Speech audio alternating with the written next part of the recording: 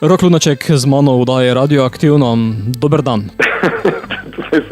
In kaj ne rečem za nazaj, razen dober dan. Dober dan. Lahko se kako drugače izmažeš. Mislim, lahko rečem dober večer. Tudi, kaj ti dan se že nagiba proti večerom, imaš prav. Ja, lahko pa rečem dobro jutro življenje. To je tak dober stavek, kako vsi poznajo zdaj. Taka realja mi lahit. Rok, si hiperproduktiven, najdeš kaj časa zase? Pa imam, mislim, za razliko od tega, kar okoli mene slišim, da pač itak sem to počnem, niti ni res to, ne. Jaz pravzaprav 20% mojega življenja je pač glasba, pa mogoče sem še preveč rekel. Mislim, govorim o tem konkretnega dela, da se moraš vsest pa nekaj napisati, uživam v glasbi, tudi drugače privat poslušam, ne. Ampak drugače pa ne, jaz veliko berem, veliko sem v tišini, ravno kar sem z dopusta prišel, kjer sem prav užival, tako da se spodobi za dopust in to je to. In si napisal 20 besedil, kot si mi dejal lani, ko si bil na samotnem otoku? Ne, to leto sem se odločil, da ne bom popolnoma nič pisal. In sem bil v bistvu daleč v Indijskem oceanu in sem v bistvu s seboj nisem imel niti telefona, niti nobene elektronske naprave, nič nisem na seboj.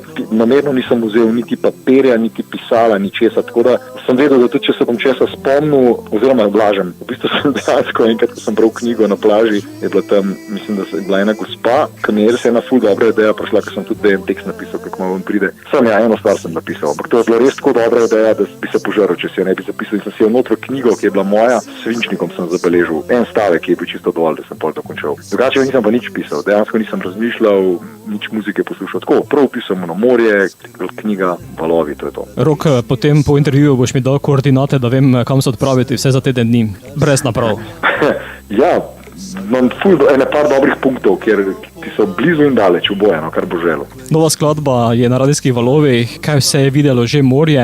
Nas pelješ na slovensko obalo ali v Indijski ocean? V bistvu veš kaj, bom tako rekel, no, morje kot beseda sama po sebi vsebuje veliko enih segmentov. Ne. Prvo, kar je nostalgično, ponovadi se na morju rojevajo in umirajo ljubezni. Morje predstavlja neko ločnico med horizontom in nebom, tam zaide in vzide sonce. Skratka, ko rečeš človeku morje, marsikdo dobi razne asociacije, od dopusta do nekih počitenj.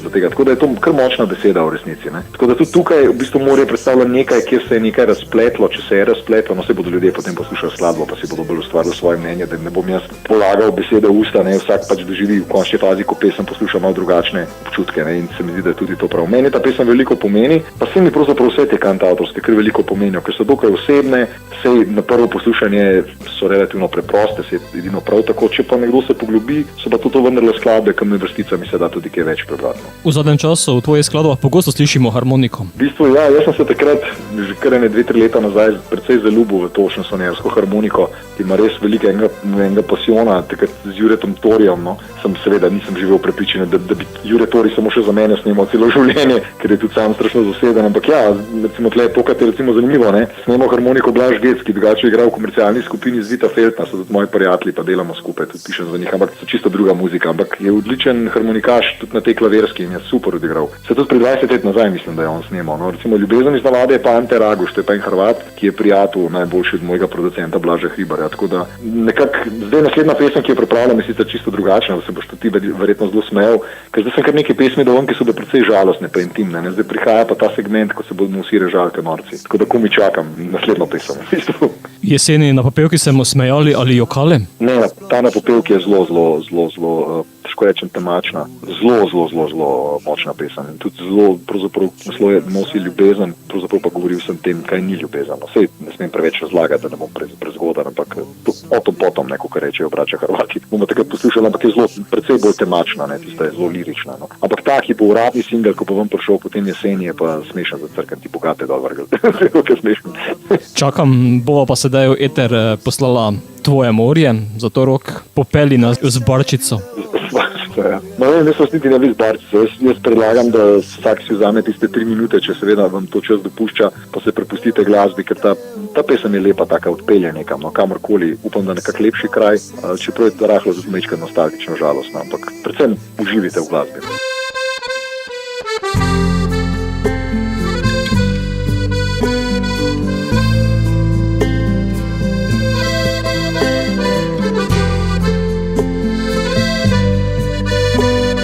Zdravo sem skupaj, jaz sem Rok Lunaček in poslušate oddajo Radioaktivno. Povej mi le, je sploh kaj od tega, iskreno bilo iz srca, čemu bi zdaj sploh še lagala, če drugemu rekla boš da.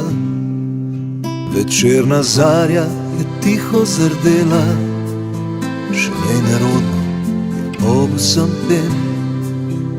A ti ustrajaš, kot bi sebi verjela, najbrž ne veš, vse to že vem. Na morju pa bo ostala pega od vsega tega. Kaj vse je videlo že morje, veš, za razliko od ljudi. Prebralo te je v trenutku vse po resnice in laži. Kaj se je videlo že morje, vse tisto, česar nisem znal. Brez hvala si vzela svoje, jaz pa sem ti vse to dal. Skrbi me le, da nič ni ostalo od vsega, kar si bila. Vsak dan te odkruši malo po malo, dekle izginja, postajaš gospa. Na morju pa je ostala pega od vsega tega.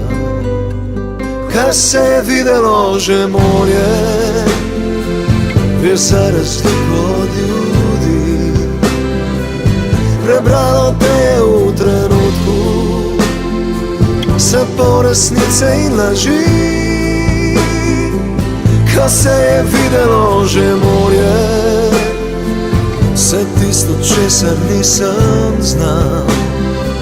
Brez hvala si vzela svoje, jaz pa sem ti vse to dal.